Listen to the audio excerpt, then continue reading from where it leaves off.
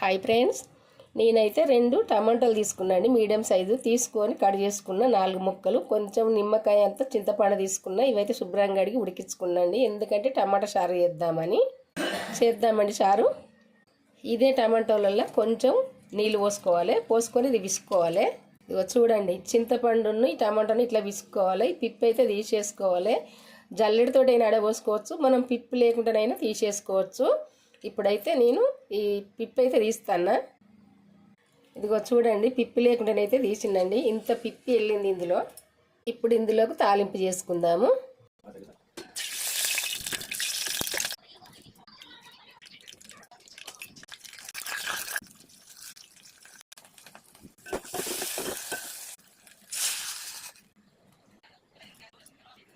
చూడండి ఫ్రెండ్స్, చాలా టేస్ట్ అయిన టమాటా రసం అయితే అయిపోయింది. ఇట్లా చేసుకుంటే చాలా టేస్ట్గా ఉంటుంది. చూడండి.